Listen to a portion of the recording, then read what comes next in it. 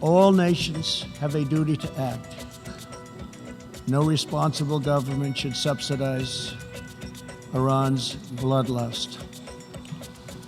As long as Iran's menacing behavior continues, sanctions will not be lifted. His third time since taking office, President Trump addressed the UN General Assembly yesterday and had some tough words for Iran. After his formal address, the president said Iran would like to negotiate, but that there has been no mutual agreement for talks to continue. Meanwhile, French President Emmanuel Macron urged the two countries to resume negotiations. Tensions with Iran have not abated after an explosion in a Saudi oil facility that the U.S. has blamed on that country. 11 days ago, the world's largest crude processing plant was shut down after a drone attack. Tehran says it has no involvement. Joining us to talk about the implications of the president's speech, what it means for U.S.-Iran relations, and more is Executive Vice President of the Quincy Institute, Trita Parsi. He's also professor at Georgetown University. Great to see you, sir. Thank you. So how will the Iranians read and listen to? What will they hear in that speech from President Trump?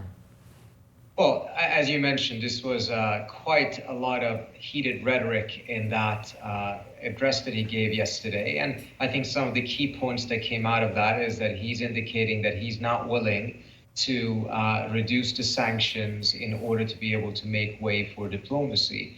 The Iranian position is that they're not looking for a photo op. They have looked at Trump's engagement with the North Koreans and others and seen that Trump seems to really value the photo ops, but after that, he's not really giving much on substance. So if the photo op is what he values and is what he's looking for, the Iranians are only going to give it to him if he at the same time lifts the sanctions. And thus far, the two positions seem to be very far away from each other. Right now, Dr. Parsi, we see that President Rouhani is having a lot of these bilateral meetings with the Europeans. What is the back-channel message to the United States from him in many of these meetings? I think the message has been actually quite clear.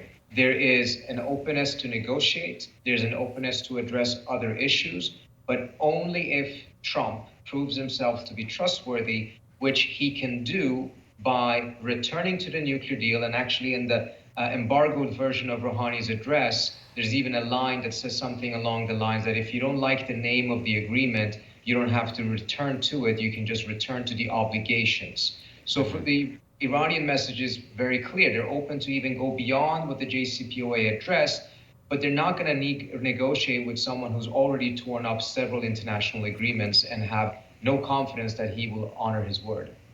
President Trump addressed the potential for negotiations yesterday. Let's take a listen to a little bit of what he had to say. They would like to negotiate. We haven't really worked that out. They're here, we're here, but we have not agreed to that yet. But they would like to negotiate, and would certainly make sense, but we have not agreed to that yet. Do you see any sign from the U.S. side that President Trump would be willing to do what it takes to actually get back to those negotiation table?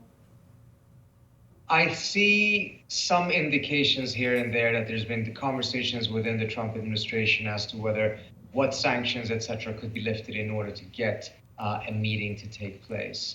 But as we have discussed on this show before, the United States is under a lot of pressure from some allies in the region who do not want to see any negotiations at all, and at the same time are very nervous that if Trump goes down that path, they may pull back on some of the other agreements they have made with the United States in terms of arms sales and other things. So I think there's a balancing act that Trump is engaged in right now. But the fundamental reality is this: if this issue does not get resolved, unless the two sides make some form of a compromise in order to just get to the table, this is going to continue to drift closer and closer towards a military confrontation. Even though Trump does not seem to want it, I don't think the Iranians want it.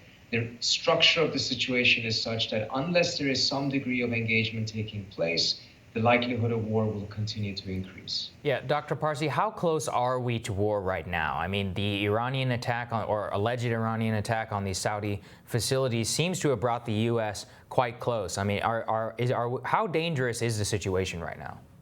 Well, the context of it is that, as Trump himself pointed out in his UN speech, the Trump administration has been pursuing economic warfare for more than a year and a half now against Iran. As long as that continues, we cannot be in a situation in which we can expect, rather naively, that economic warfare can be conducted without that risking to drift into military warfare. So as long as we have this position in which we're frankly squeezing the Iranian economy to the point of poverty, there is going to be a risk of war.